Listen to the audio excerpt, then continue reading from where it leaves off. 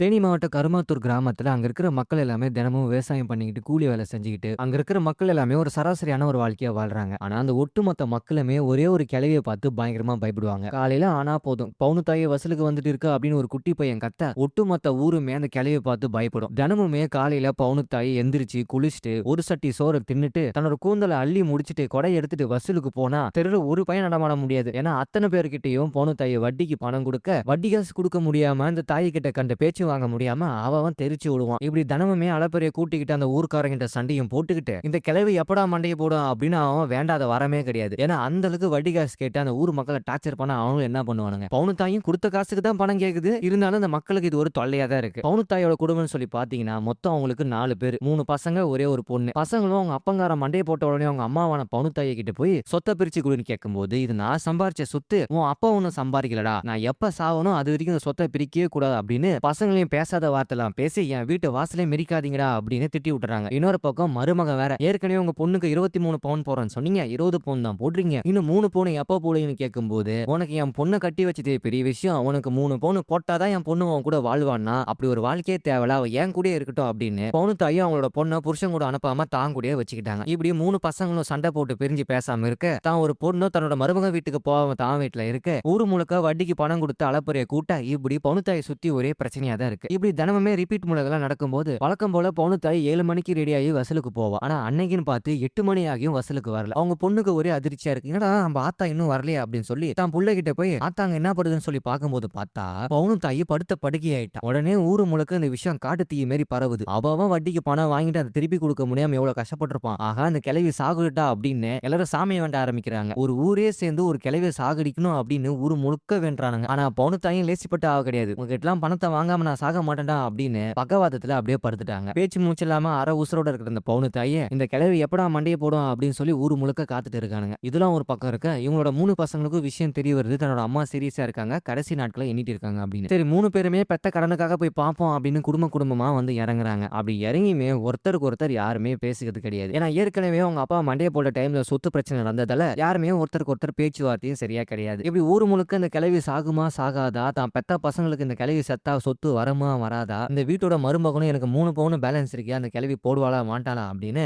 ஆளாளுக்கு இந்த கிழவி எப்படா மண்டையை போடும், நமக்கு எப்படா பெனிஃபிட் அப்படின்னு எல்லாரும் காத்துட்டு இருக்காங்க. ஆனா இங்க தான் ஒரு சம்பவமே நடக்குது. யாருமே இந்த பவுனு தாய்க்காக கொஞ்சம் கூட வருத்தப்படாம இருக்கும்போது தான் திடீர்னு ஒருத்தர் உங்க வீட்டுக்கு வந்து பவுனு தாயை பார்த்து ஃபீல் பண்ணிக்கிட்டு யாருக்குமே இப்படி ஒரு நிலைமை வரக்கூடாது அப்படின்னு ஃபீல் பண்ணிட்டு போறாரு. ஆனா அப்படி ஃபீல் பண்ணிட்டு போறவரையும் யாரும் பெருசா கண்டுக்கல. என்னதான் அந்த ஊர் முழுக்க எப்படா அந்த கிழவியை மண்டையை போடும் சொல்லி காத்துட்டு இருந்தாலும் இந்த ஊருக்குள்ள ஒரே ஒருத்தர் இருக்காரு. அவர் தான் நல்லவர், நம்ம முனிஷ்காந்த் நேரம் அவர்கிட்ட போய், ஐயா யாரையா நீங்க நீங்க ஏன் அவட வருத்தப்படுறீங்கன்னு கேட்கும்போது தான் அவரு ஒரு விஷயத்த சொல்றாரு. அதை கேட்ட உடனே நம்ம முனிஷுக்கு அப்படி ஒரு அதிர்ச்சி. உடனே எங்கடா அந்த ஆத்தாவோட 3 பசங்களை 3 பேத்தையும் கூப்பிடுங்கடா, இது அவங்களுக்கு தெரிஞ்சே ஆகணும் அப்படின்னு 3 பேரையும் கூட்டிட்டு வந்து, யோ இந்த பெரிய மனுஷன் தான் சொல்றான் பாரியா அப்படின்னு. அப்படி என்னதான் பெரிய அதிர்ச்சின்னு சொல்லி பார்த்தா, ஒண்ணு இல்லப்பா, அவங்க ஆத்தா மாசம் மாசம் எங்கிட்ட நகைச்சீட்டு கட்டுவா. அப்படி கட்டும்போது சிறுக சிறுக சேர்த்து வச்சு கொஞ்சம் கொஞ்சமா வந்து நகையை வாங்காம ஒரேடியா என்கிட்ட இருந்து 120 பவுன் வாங்கிட்டு போனா. ஆனா இப்படி அநியாயமா 120 பவுன் வாங்கியும் அதை அனுபவிக்காம அப்படி அல்பாயசுல போக போறாளே, அதை நினைச்சுதான்பா நான் வருத்தப்படுறேன் அப்படின்னு அந்த நகைக்கடைக்கார ஓனரும் இந்த விஷயத்த சொல்லிட்டு ஃபீல் பண்ணிட்டு போறாரு. இந்த விஷயம் கேட்ட உடனே அந்த 3 பசங்களுக்கும் நம்ம முனிஷுக்கும் பயங்கர ஷாக்கு. என்னது 120 பவுனா, இந்திய தேதிக்கு தங்கம் என்ன விலை விக்குது, இந்த காலத்துலயும் எங்க ஆத்தா 120 பவுன் வாங்கி போட்டிருக்கானா, அது எம்புட்டு பெரிய விஷயம் அப்படின்னு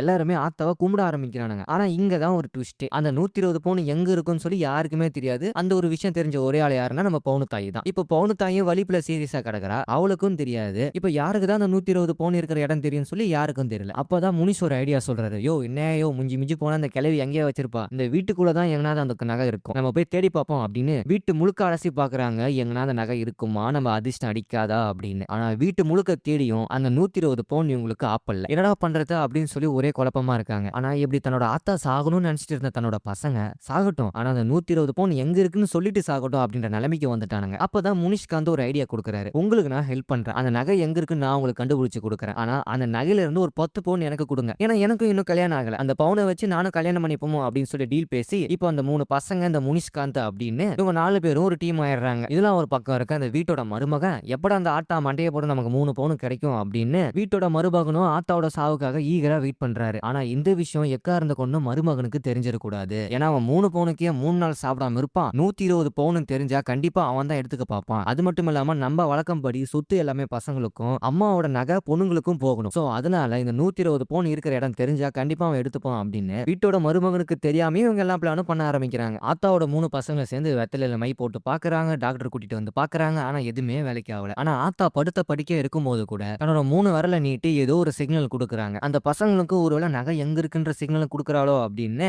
என்னென்னமோ பண்ணி பாக்குறாங்க. ஆத்தாவால பேச முடியாது. ஏன்னா அவங்களும் வலிப்புல படுத்து கிடக்குறாங்க. ஆனா ஆத்தா ஏதோ கைய காட்டுறா. ஆனா என்னதான் சொல்ல வரான்னு சொல்லி யாருக்கும் புரிய வரல. அப்ப இந்த வாய் பேச முடியாதவங்களுக்கு அப்படின்னு ஒரு சைன் லாங்குவேஜ் இருக்கும். அந்த லாங்குவேஜ் கரெக்ட்டா தெரிஞ்சனால மட்டும் தான் அத கண்டுபிடிக்க முடியும்னு சென்னையில இருந்து ஏதோ ஒரு ஸ்பெஷலிஸ்ட்ட கூட்டிட்டு வந்து பாக்குறாங்க. அவரும் இந்த பவுனு தாய் குடுக்குற சிக்னல வச்சு ஏதோ ஒண்ணு கண்டுபிடிக்கிறாரு. ஆனா பவுனு தாயும் அந்த ஸ்பெஷலிஸ்ட் கிட்ட ஏதேதோ சொல்ல வரும்போது அவரும் அவங்க குடுக்குற சிக்னல் வச்சு ஏதோ கண்டுபிடிக்கிறாங்க. ஆனா கடைசி நிமிஷத்துல பிபி குறைஞ்சு அத கூட அவங்களால சொல்ல முடியல. அப்ப நம்ம பவுனு தாய் சொல்ற அளவுக்கு ஓரளவுக்கு அவர் கண்டுபிடிச்சாரு. உங்க ஆத்தா ஏதோ 3 இடத்துல வச்சிருக்கேன்னு சொல்லியிருக்கா. 3 பொருளும் சொல்லியிருக்கா. ஆனா ஒண்ணு அது இடமா இருக்கணும். அப்படி இல்லன்னா தங்கமா இருக்கணும் அப்படின்னு ஆத்தா குடுக்குற தகவல வச்சு ஓரளவுக்கு அவங்க கண்டுபிடிக்கிறாங்க. ஆனா அந்த சமயம் பார்த்து ஊரு முழுக்க அலற சத்தம் கேக்குது. ஆஹா என்ன அது நம்ம ஆத்தா நம்ம நகை எங்க இருக்குன்னு சொல்லாம மண்டைய போட்டாளா அப்படின்னு பசங்க துடியா துடிக்கிறாங்க. அப்பன்னு பார்த்தா உயிர் போற நிலைமையில இருக்கு. அவ்வளவுதான் தன்னோட கடைசி நிமிஷத்தை எண்ணிட்டு இருக்காங்க அப்படின்னு ஊரு முழுக்க விஷயம் பரவுது. இதை விட்ட நமக்கு வேற வாய்ப்பே கிடையாது. எப்படியாச்சும் அந்த 120 பவுன் எங்க இருக்கு நம்ம தெரிஞ்சே ஆகணும் அப்படின்னு தூக்குற நம்ம ஆத்தால பெரிய ஹாஸ்பிட்டல் அப்படின்னு 3 பசங்களும் ஆத்தாவா அங்கேயே பெரிய ஹாஸ்பிட்டலுக்கு பேக்கப் பண்ணி ட்ரீட்மெண்ட்டை பாக்குறாங்க. ஆனா இந்த விஷயம் அங்க இருக்கிற மருமகனுக்கு ஏதோ சந்தேகமா இருக்கு. நேத்து வரைக்கும் கிளவி உட்றா மண்டைய போட்டணும் அப்படின்னு சொல்லிட்டு இருந்த பசங்க இன்னைக்கு அப்படி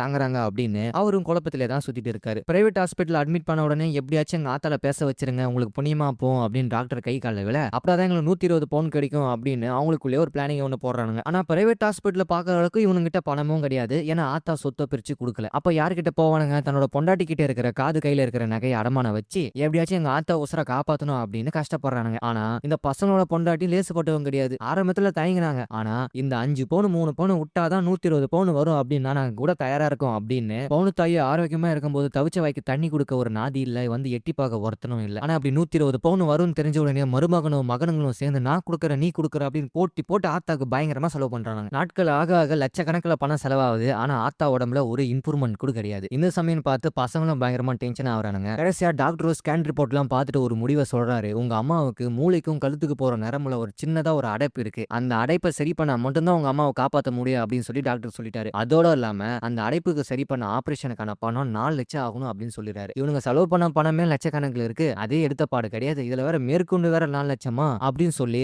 அவங்க இதுக்கப்புறம் செலவு பண்ண முடியாது அப்படின்னு அந்த பசங்களும் கை விட்டுறானுங்க. இந்த பக்கம் என்னதான் பசங்க வீந்து வீந்து தாங்கினாலும் ஆத்தாவோட பொண்ணு கொஞ்சம் கூட கவலைப்படாம தினமுமே தன்னோட அன்றாட வேலையை தான் பாக்குறாங்க. அப்ப அங்க இருக்கிற மருமகளுக்கு ஒரே சந்தேகம். இவனு அவன் தன்னோட அம்மாக்கு உடம்பு சரியில்லைன்னு கொஞ்சம் கூட வருத்தப்படாம இப்படி சந்தோஷமா இருக்காரு. ஒருவேளை இவளுக்கு என்ன நகையை எடுத்து முன்னாடியே கொடுத்துருப்பாளா அந்த ஆத்தா அப்படின்னு அவங்க கிட்ட பேச்சை கொடுக்குறாங்க. அப்பதான் பவுனு தாயோட பொண்ணு ஒரு விஷயம் சொல்றாங்க. எங்க அம்மாவுக்கு உடம்பு சரியாதனாலும் உண்மைதான். எங்க அம்மா படுத்த படுக்கையா இருக்கிறது எனக்கு வருத்தமா தான் இருக்கு. ஆனா இருந்தாலுமே எங்க அம்மா இல்லைனாலும் நான் எப்படி வாழணும் அப்படின்றத அவங்க எனக்கு சொல்லி கொடுத்துருக்காங்க. ஒரு பொம்பளை புள்ள அந்த உலகத்துல எப்படி வாழணும், எப்படி தைரியமா பேசணும் அப்படின்ற விஷயத்த எனக்கு சொல்லி கொடுத்துருக்காங்க. அவங்க இல்லைனாலும் இந்த உலகத்துல நான் பொழைச்சிப்பேன். எங்க ஆத்தோட சொத்துக்கும் நகைக்கும் நான் ஆசைப்படல. நான் ஆசைப்பட்டது எல்லாமே அவ என் கூட இருக்கணும் தான். ஆனா இப்படி கடைசி காலத்துல நம்ம இழுத்துட்டு இருக்காம நல்லபடியா போனா சரி அப்படின்னு தன்னோட அம்மா கொடுத்த தைரியத்தையும் தன்னோட அம்மா அந்த உலகத்துல எப்படி வாழணும், பொம்பளை புள்ளைங்க எப்படி இருக்கணும் அப்படின்னு எல்லாமே தன்னோட பொண்ணுக்கு அவங்க சொல்லி கொடுத்துருக்காங்க. சோ அந்த ஒரு விஷயம் கேட்ட உடனே மருமகளுக்கு ஒரு மாதிரி ஆயிருது. நம்ம மாமியார் அப்படி குறைச்சி எடை போட்டுட்டோமே அப்படின்னு அவங்களுக்கே ஒரு ஷாக்கு. இந்த பக்கம் அந்த வீட்டோட மருமகனும் இந்த பசங்க ஏன் அப்படி வீந்து வீந்து தாங்குறாங்க அப்படின்னு நம்ம முனிஷ கூப்பிட்டு வச்சு பிளாக்மெயில் பண்ணி ஒழுங்கு மரியாதை விஷயத்த சொல்லிடு, அப்படி சொல்லலனா நான் அவனை போட்டு தள்ளுறவன் அப்படின்னு பிளாக்மெயில் பண்ண நம்ம முனிஷும் வேற வழி இல்லாம உங்க மாமியார் கடைசி காலத்துல 120 பவுன் வச்சிருக்காங்களா, அந்த 120 பவுன் எப்படியாச்சும் ஆட்டே போடலாம் அப்படின்னு அவங்க பசங்க துடியா துடிக்கிறானுங்க. அப்படின்னு தெரிஞ்ச உடனே ஆஹா இதான விஷயம்,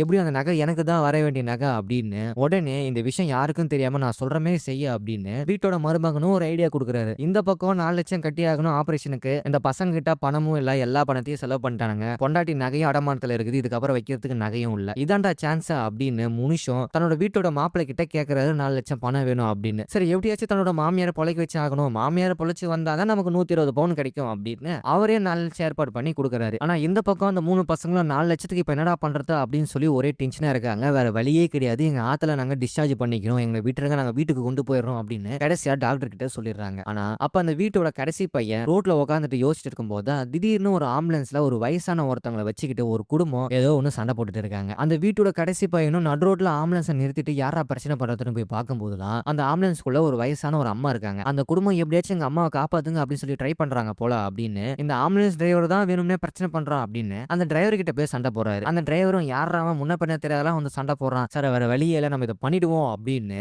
அந்த வயசான அம்மாவோட மூஞ்சில ஆக்ஸிஜன் மாஸ்க் இருக்கும். அத ரிமூவ் பண்ணி எல்லாத்தையுமே வந்து ஷட் டவுன் பண்ணிடுறாங்க. அப்படி ஷட் டவுன் பண்ண உடனே ஆம்புலன்ஸ்ல இருக்கிற அந்த வயசான அம்மாவோட பையன் டைமையும் பார்க்குறான். அப்படி டைம் பார்க்க அவங்களும் மூச்சு திணறி இறந்துடுறாங்க. அந்த கடைசி பையன் இதெல்லாம் பார்த்து ரொம்பவே ஃபீல் பண்றான். ஏன்னா ரோட்ல ஏதோ ஆம்புலன்ஸ் நிக்குது வந்து சொல்லி பார்த்தா இப்படி நடு ரோட்லயே வந்து கொலை பண்றீங்களான்னு சொல்லி கேட்கும்போது தான் அந்த ஆம்புலன்ஸ் டிரைவர் ஒரு விஷயம் சொல்றாரு. எத்தனையோ வயசானவங்க இதுக்கப்புறம் காப்பாற்ற முடியாதுன்னு சொல்லி டாக்டர் சொல்லி வீட்டுக்கு கொண்டுட்டு போயிடுவாங்க. ஆனா சில பேர் எனக்கு நல்ல நேரத்துக்குள்ள எங்க அம்மா இறக்கணும் அப்படின்னு அந்த நல்ல நேரத்துக்குள்ள சாகடிக்க பார்ப்பாங்க. இத்தனை வருஷமா வாழ்ந்த ஒரு உயிரை நடு ரோட்ல ஒருத்தன் சாவடிக்கிறானா அது பெத்த பிள்ளைங்களால மட்டும்தான் முடியும். எந்த அப்பா அம்மாவது காசு அதிகமா இருக்கு என் பிள்ளைய என்னால காப்பாற்ற முடியும் அப்படின்னு சொல்லி கைவிட்டு இருக்காங்களா? ஆனா அந்த பிள்ளைங்க தான் சார் எவ்வளவு காசு செலவாதுன்னு கணக்கு பார்த்துக்கிட்டு கடைசி காலத்துல பொண்டாட்டி கூட திட்டு வாங்கிட்டு உங்க மாமியாரும் பார்க்க முடியாம பெத்த பிள்ளைங்களை அனாதை ஆஸ்பத்திரியும் அப்படி இல்லையா அப்படி தேவையில்லாம கொலை பண்ணி கூட போடுறாங்க. இப்படி ஒரு மோசமான உலகத்துல நம்ம வாழ்றோம் அப்படின்னு அந்த டிரைவரும் நம்ம கடைசி பையன்கிட்ட சொல்லும்போது எங்க ஆத்தா நான் எப்படி கஷ்டப்பட்டு நான் வளர்த்துருப்பா, இப்படிப்பட்ட ஒரு ஆத்தாவுக்காக வெறும் 120 பவுனுக்காக நான் தேவையில்லாம அவளை காப்பாத்த பார்த்தனே, அப்ப நிஜமாவே நான் நகைக்காக தான் ஆசைப்பட்டேனா, எங்க ஆத்தா மேல எனக்கு பாசமே இல்லையா அப்படின்னு அந்த கடைசி பையனுக்கே ஒரு சந்தேகம் வந்துருது. இந்த பக்கம் சரி நம்ம 2 அண்ணன்களை எப்படியாச்சும் கன்வின்ஸ் பண்ணி நம்ம ஆத்தாவை டிஸ்சார்ஜ் பண்ணாம மறுபடியும் நம்ம ட்ரீட்மெண்ட் பண்ண வைப்போம் அப்படின்னு அவரும் தன்னோட மனசு இறங்கி அந்த ஒரு சம்பவத்தை பார்த்த பிறகு எங்க அம்மாவை நான் காப்பாத்தும் அப்படின்னு ஒரு பிடிவாதமா இருக்காரு. என்னதான் பிடிவாதமா இருந்தாலுமே கடைசி நிமிஷத்துல இவங்க கிட்ட பணம் இல்லை. அப்பதான் முனிஷ்காந்த் கரெக்டா என்ட்ரி ஆகுறாரு. வீட்டோட மாப்பிள்ள 4 லட்சம் கொடுத்த பணத்தை அவரோட படமான்னு சொல்லி கொடுத்து அந்த பசங்களும் அதை ஹாஸ்பிட்டல்ல கட்டி கடைசி நிமிஷத்துல ஆத்தாவை நம்ம காப்பாத்தி ஆகணும் அப்படின்னு மனம் திருந்தி வருந்தி ஒரு வழியா ஆபரேஷன் நடக்குது. அந்த நாள் வர வர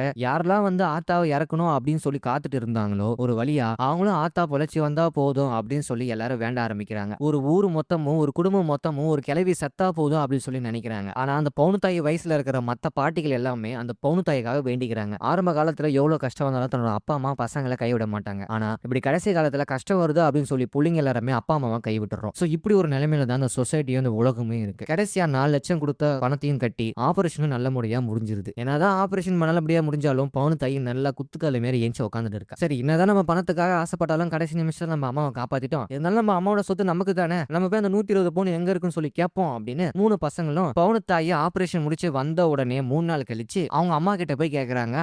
அம்மா நீ படுத்த படுக்கையா இருக்கும்போது கைவிரலை நீட்டி 3 சைகையை காமிச்சு ஏதோ சொல்ல வந்தியம்மா, அப்படி என்னதாமா சொல்ல வந்தேன்னு கேட்கும்போது எனக்கு எதுவுமே நினைவுல இல்லையப்பா அப்படின்னு சொல்லும்போது அம்மா நல்லா யோசிச்சு பாதுமா நீ தாமா ஏதோ சொல்ல வந்தேன்னு கேட்கும்போது ஆமா ஏதோ நான் சொல்ல வந்தேன் கையை நீட்டி என்ன சொல்ல வந்தேன் அப்படின்னு சொல்லி யோசிக்கும் போதுதான் அட ஆமாண்டா நான் படுத்த படுக்கையா இருக்கும்போது ஏதோ ஒன்னு சொல்ல வந்தேன், இப்பதான் அது ஞாபகம் வருது. நான் படுத்துட்டேன்னு தெரிஞ்ச உடனே எல்லாரும் என்ன துண்டு காட்டா தூக்கிட்டு போனானுங்க. அப்ப நான் படுத்துட்டு இருந்த ரூம்ல ஃபேன் ஓடிட்டு இருந்துச்சு. அந்த ஃபேனை எவனாச்சும் ஆஃப் பண்ணீங்களாடா, அந்த ஃபேனை எப்படியாச்சும் ஆஃப் பண்ணுங்க அப்படின்னு சொல்றதுக்காக தானே நான் அப்படி சைகை காமிச்சேன்னு சொன்ன உடனே 3 பசங்களுக்கும் பயங்கர அதிர்ச்சி. சாதாரணமா ஒரு 50 ரூபாய் கரண்ட் பில் எக்ஸ்ட்ரா வரும் அப்படின்ற ஒரே காரணத்துக்காக அதுதான் நீ சைகையா வேற சொல்லியிருக்க, அது தெரியாம நாங்களும் உனக்கு லட்சக்கணக்கில் செலவு பண்ணி இப்படி காப்பாத்தி விட்டு கடைசியில எங்களுக்கு இப்படி 3 நாமத்தை போட்டுட்டே ஆத்தா அப்படின்னு பசங்களுக்கு பயங்கர ஷாக்கு. வெறும் 50 ரூபாய் சேமிப்புக்காக பல லட்சங்களை இழந்துப்பேன் அப்படின்னு அவங்களும் ஃபீல் பண்றாங்க. சரி என்ன இருந்தாலும் நம்ம ஆத்தாவை காப்பாத்திட்டோம் அப்படின்னு ஆத்தாவையும் நல்லபடியா வீட்டுக்கு கூட்டிட்டு போறாங்க. இப்ப 120 பவுன் இல்ல அப்படின்ற விஷயம் தெரிய வந்துருது. அப்ப அந்த பசங்களோட பொண்டாட்டிங்களாம் என்ன பண்ணுவாங்க, சாமியாண்டு ஆட போறாங்க. இந்த ஒரு பயத்தாலேயே இவங்க எல்லாருமே கிளம்பி வீட்டுக்கு போறாங்க. அப்படி வீட்டுக்கு வந்த உடனே ஊர் முழுக்க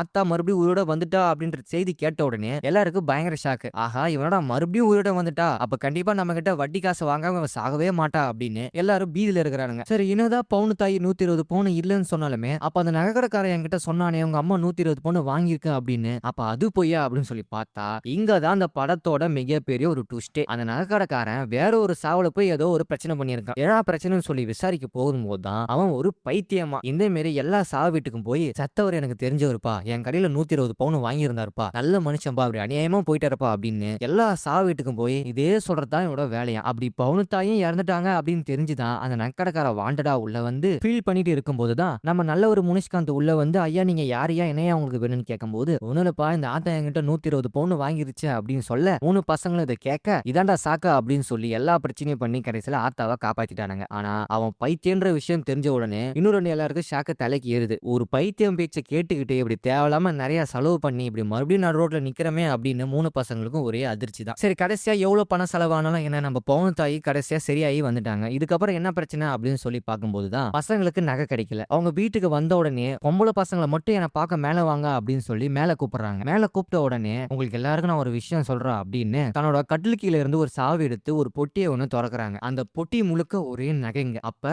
நிஜமாலுமே பவுனு தாயி 120 பவுன் சேர்த்து வைக்கல, 300 பவுன் சேர்த்து வச்சிருக்கு. சின்ன வயசுல இருந்து கஷ்டப்பட்டு உழைச்சி கூலி வேலை பார்த்து விவசாயம் பண்ணி தான் பசங்களுக்கு மருமகளுக்காக சிறுவ சிறுவ சேர்த்து வச்சு இப்படி 300 பவுன்ல வந்து நிக்குது. ஆனா என்னதான் தன்னோட புருஷன் ஒரு குடிகாரனா இருந்தாலுமே தனி ஒரு மனுஷியா ஒரு பொம்பள புள்ளையா கடைசி வரைக்கும் 300 பவுன் சேர்த்திருக்கு நம்ம பவுனு தாய். இந்த ஒரு நகைகளை என் பொண்ணுக்கும் என் 3 மருமகளுக்கும் சேர்த்து மொத்தம் 4 பங்கா நான் பிரிச்சு கொடுக்குறேன். ஆனா ஒரே ஒரு விஷயத்த மட்டும் நீங்க புரிஞ்சுங்க. பொம்பளை பிள்ளைங்க இந்த உலகத்துல பொறந்துட்டா ஏகப்பட்ட பழி போடுவானுங்க, ஏகப்பட்ட கல்லடி விழும். அதெல்லாம் நீங்க தாண்டி வரணும். நீங்க உங்களோட சொந்த கால தான் நிக்கணும். அதை விட்டுட்டு எங்க ஆத்தா இவ்வளவு சேர்த்து வச்சிருப்பா, என் மாமியார் வீட்டுல இவ்வளவு கொடுப்பாங்க அப்படின்னு ஆசைப்பட்டுட்டு இருந்தீங்கன்னா கடைசி வரைக்கும் நீங்க அடிமையா தான் இருக்கு. என்னைக்கு உங்க சொந்த கால நீங்க நிக்கிறீங்களோ அன்னைக்குதான் ஒரு தனி ஒரு மனுஷன் அந்த உலகத்துல வாழ முடியும் அப்படின்னு தன்னோட வாழ்க்கையை சொல்லி ஃபீல் பண்ணி தன்னோட மருமக கிட்டயும் மகள் கிட்டயும் சொல்லி இந்த உலகத்துல இங்க ஜெயிச்சு காட்டணும் அப்படின்னு ஒரு மோட்டிவேஷன் ஒண்ணு ஆத்தா கொடுக்குது. எது இன்னும் கடைசியில 120 பவுன்ல இருந்து 300 பவுன் ஆயிருக்கு ஆத்தாவோட கடின உழைப்பால. இப்படி பவுனு தாயால அந்த குடும்பம் மறுபடியும் நல்ல நிலைமைக்கு வந்து செலவு பண்ண காசு எல்லாமே மீட்டு எடுக்கிறாங்க. கடைசியா தன் பொண்ணோட புருஷங்காரன் குடிகாரனா இருக்கான், அப்படி பணத்தாசை பிடிச்சவன் ரொம்பனா இருக்கான், இதுக்கப்புறம் இவங்க கூட இவனால வாழ முடியாது அப்படின்னு நம்ம ஆத்தா ஊர் சபையில வச்சு டைவர்ஸ்